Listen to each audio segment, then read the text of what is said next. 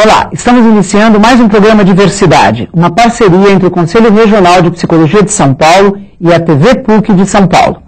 Nosso tema hoje dá continuidade ao nosso debate sobre políticas públicas e psicologia.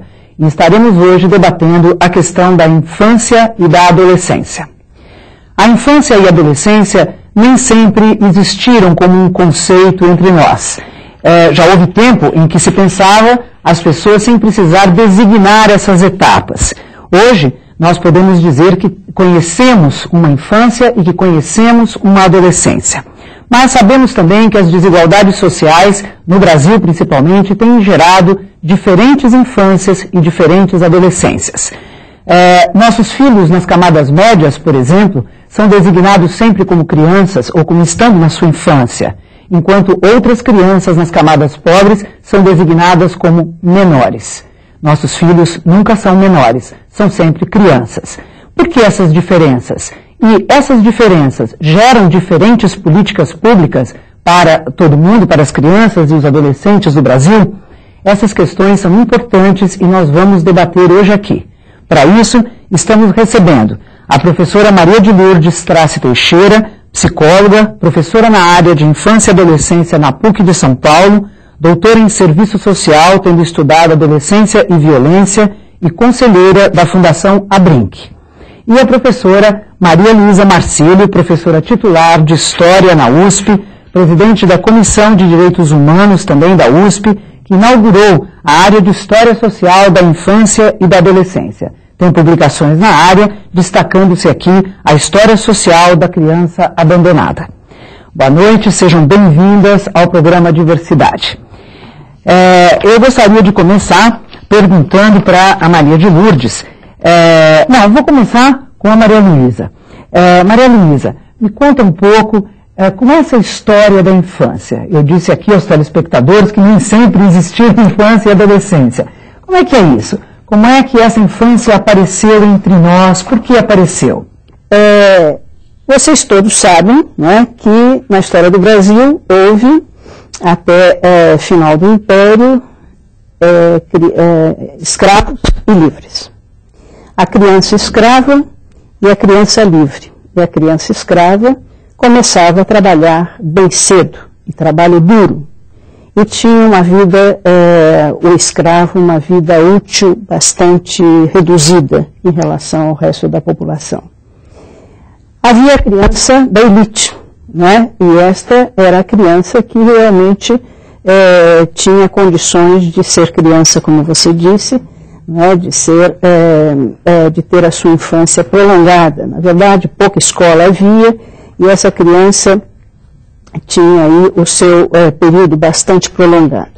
Mas havia, além disso, algumas outras categorias de criança, até uns 100 anos ou pouco mais disso, que também eram crianças bastante, vamos dizer, de posições sociais bastante exploradas, como, por exemplo, a criança abandonada. Era uma categoria que abrangia uma área grande, né, da nossa infância, e a criança ilegítima, fruto de toda uma sociedade onde a família não era um centro, não tão generalizado como se pensa. Né? No passado, dentro da população livre, uma parte considerável, sobretudo os pobres, não tinha uma família estruturada. Né? E isto se reflete depois ao longo da nossa história. Nós não tivemos mais, felizmente, criança escrava, oficialmente escravas, né? Mas continuamos, depois da abolição da escravidão, a ter realmente essa diferença profunda entre a criança pobre, que muitas vezes coincide com a criança negra, a criança parda, e a criança de elite. Então, essa diferença que ao longo da nossa história sempre existiu, fez com que, por exemplo, em termos de educação, houve sempre esta grande diferença entre aquilo que Anísio Teixeira, o grande educador brasileiro, dizia, né, as nossas crianças da elite, e os filhos dos outros, que era a grande maioria da infância brasileira, e esta até muito pouco tempo, não tinha direito até mesmo à escola. Não é?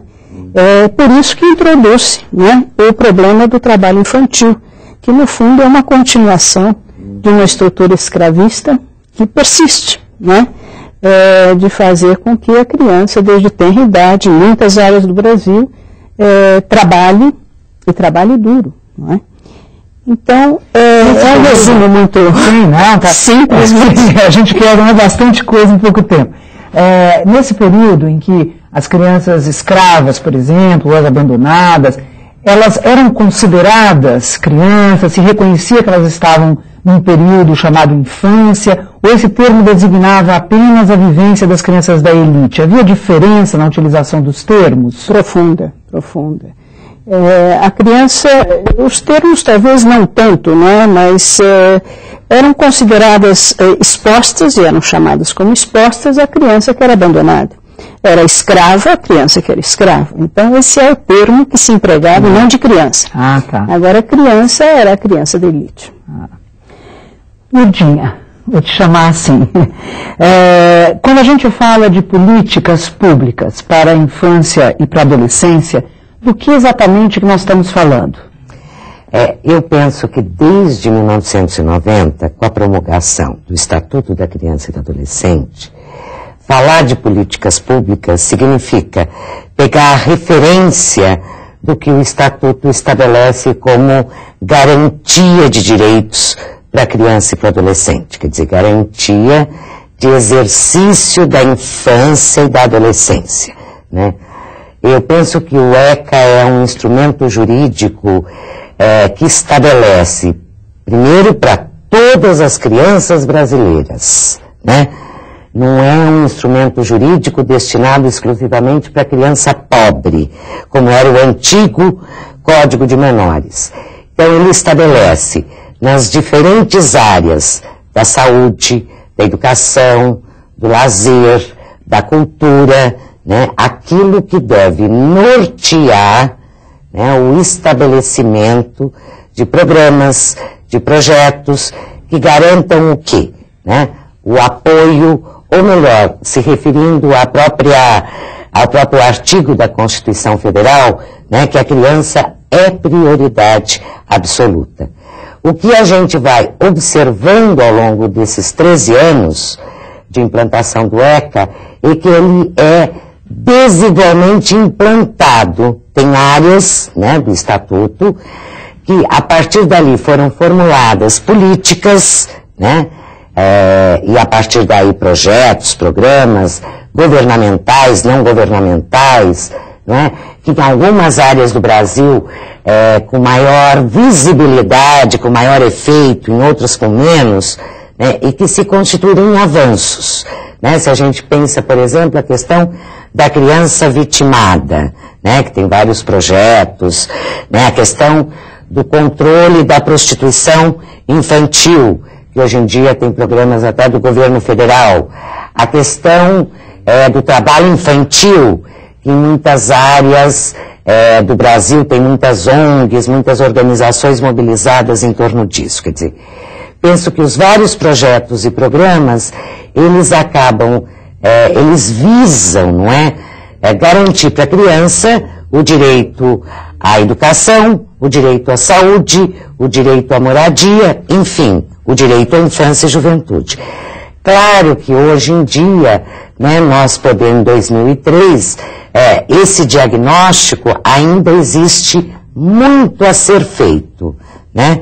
Tem áreas que estão absolutamente descobertas. Se você vê, por exemplo, uma cidade como São Paulo, né, que inexistem programas destinados ao adolescente, programas na área cultural, de lazer, de esporte, né?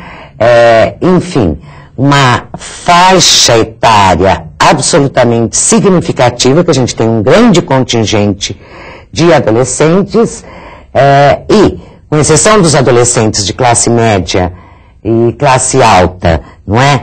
Que acabam podendo usufruir de serviços particulares, aquela grande porcentagem dos adolescentes pobres, dos adolescentes da periferia, eles acabam não tendo acesso a isso, que é algo absolutamente importante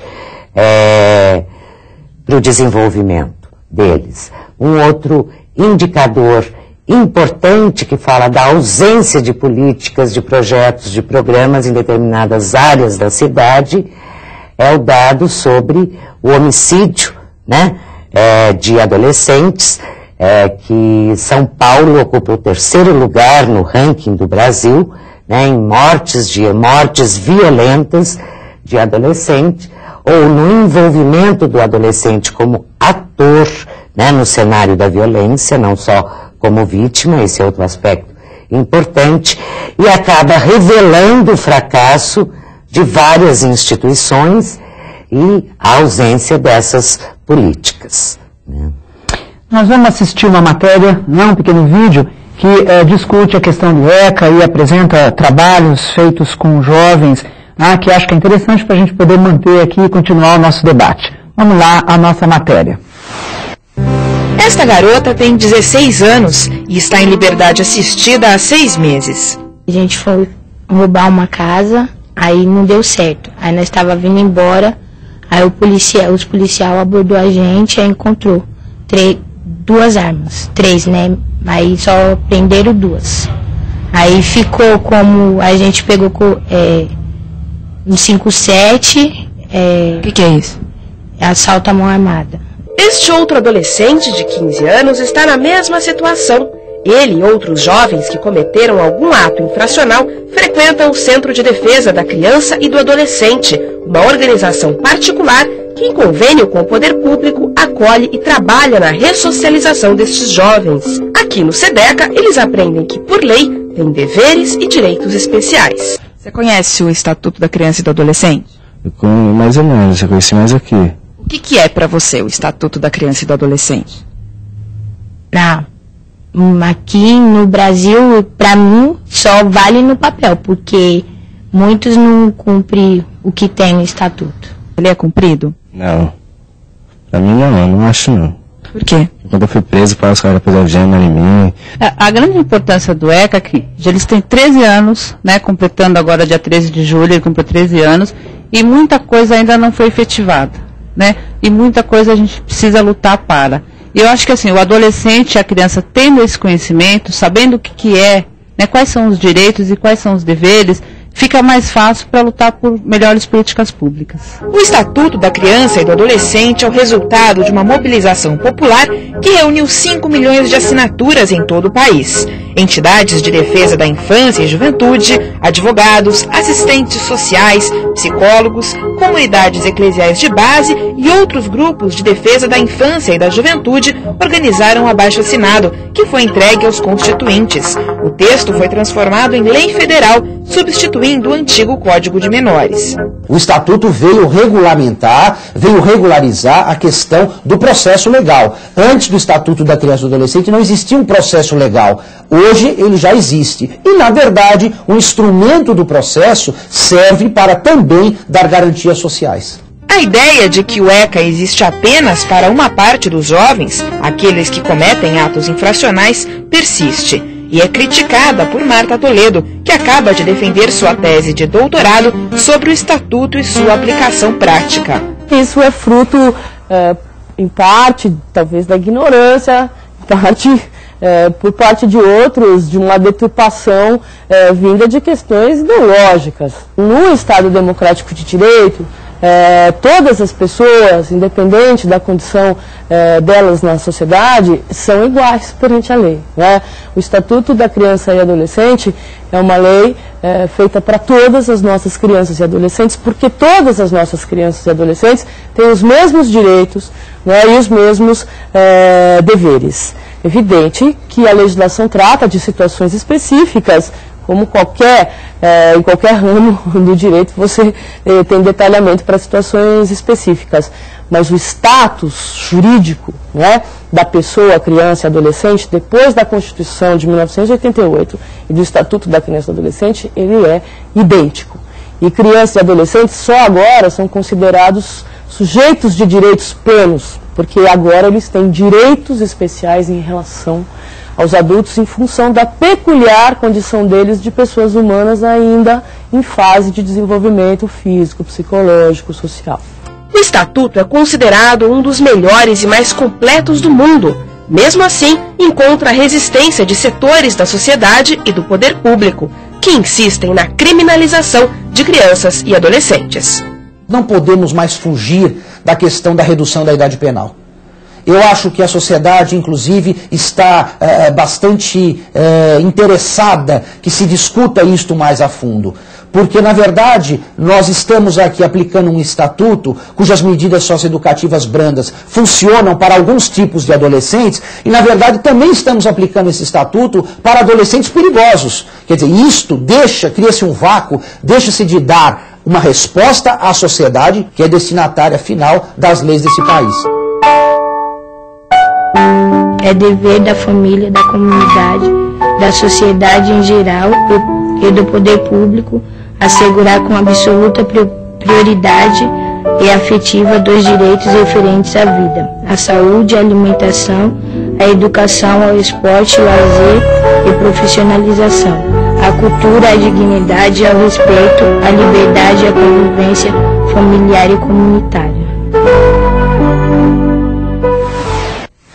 Bem, vamos falar um pouquinho dessa questão da redução da idade penal aí colocada na nossa matéria, principalmente pelo promotor. Não seria uma declaração de fracasso da nossa sociedade a gente pensar em reduzir a idade penal, Lourdes?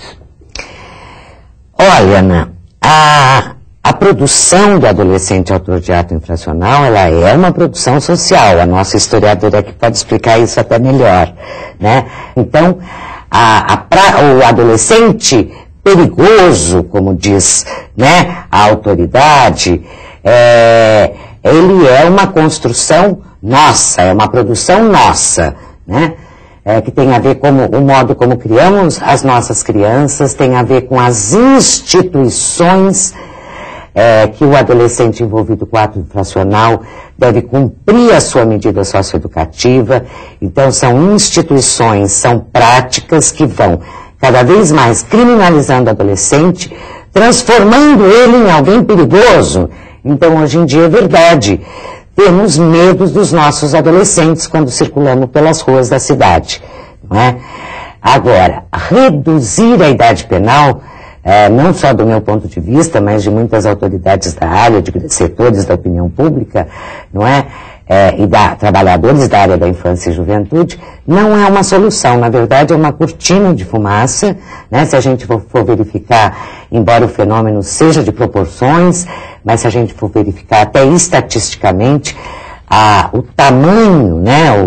A quantidade de adolescentes que cometem delito em relação à população geral, em relação à população carcerária e mais, né? Tem estatísticas que dizem, né?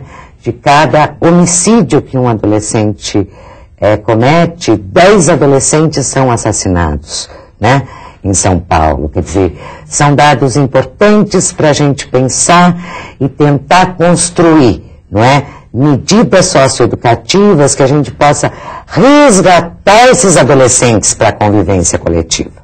Não é? Então, Maria Elisa, é possível pensar que instituições como prisões possam educar o nosso jovem, reduzindo efetivamente o índice de criminalidade? É possível pensar que isso possa acontecer? A prisão é a última recomendação de todos os organismos internacionais, de todas as autoridades, de todos os educadores, os psicólogos, não é? Para corrigir uma criança ou um jovem.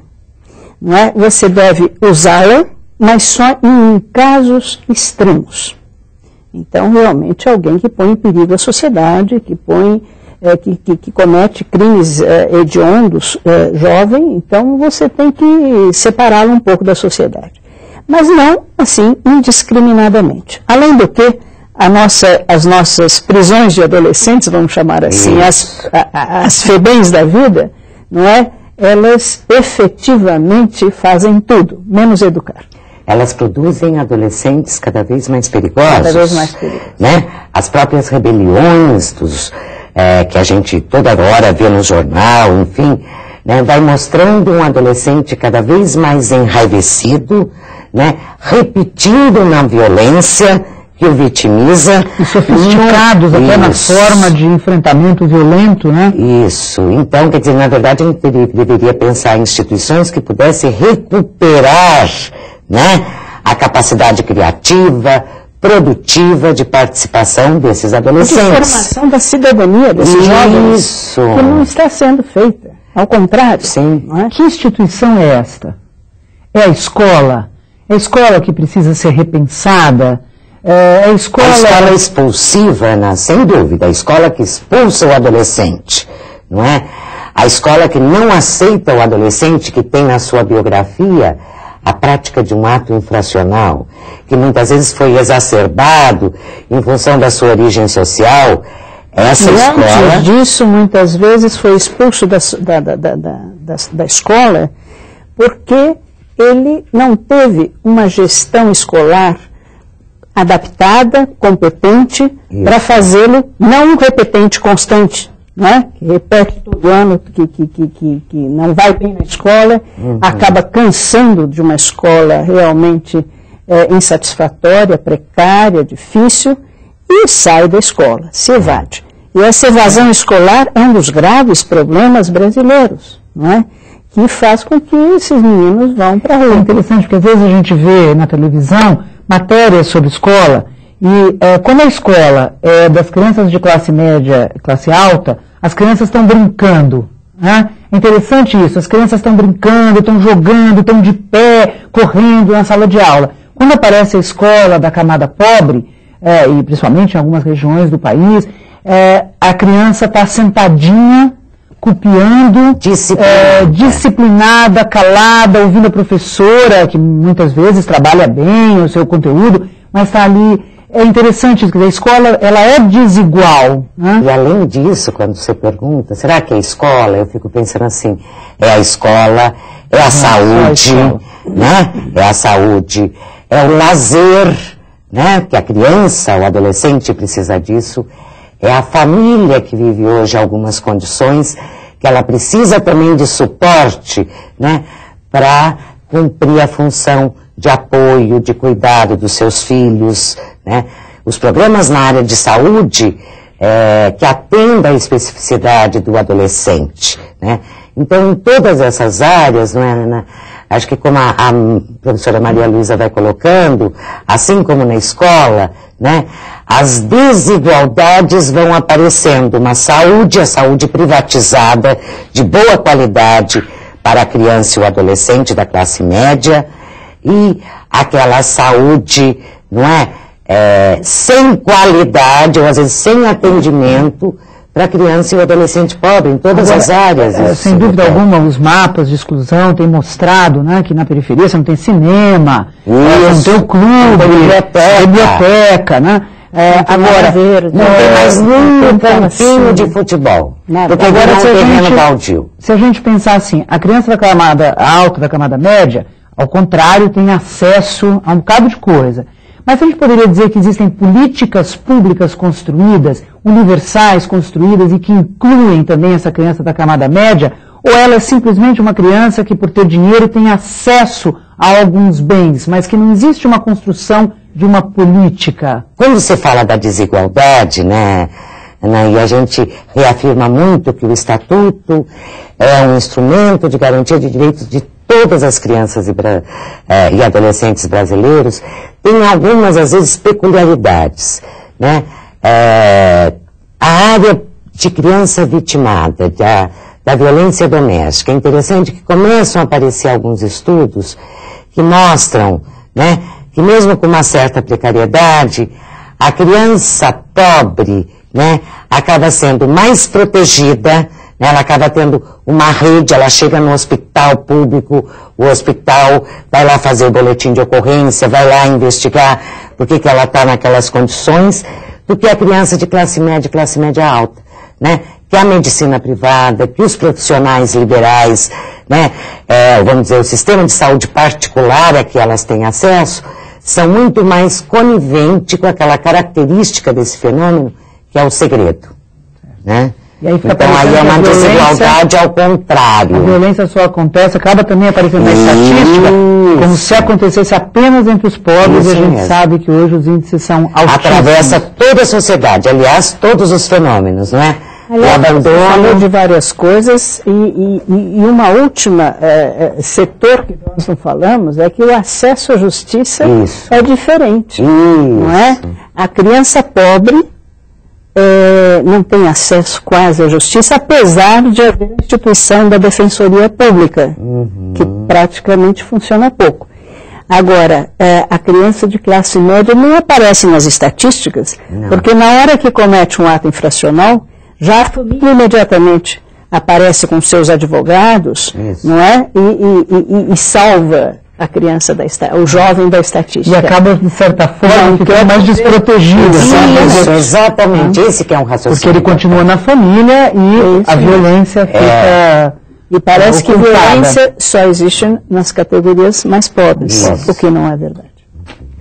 Muito bem. Eu quero agradecer a participação da Maria Luísa Marcílio, professora titular de História da USP, presidente da Comissão de Direitos Humanos, que é responsável pelo site da Biblioteca Virtual de Direitos Humanos da USP, cujo endereço deve estar aparecendo aí na tela, www.direitoshumanos.usp.br, que vale a pena ser consultado.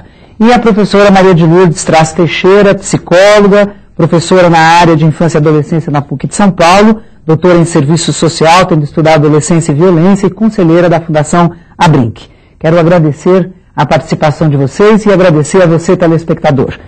Espero vocês em setembro com um novo programa sobre políticas públicas, onde vamos discutir agora o esporte. Até lá!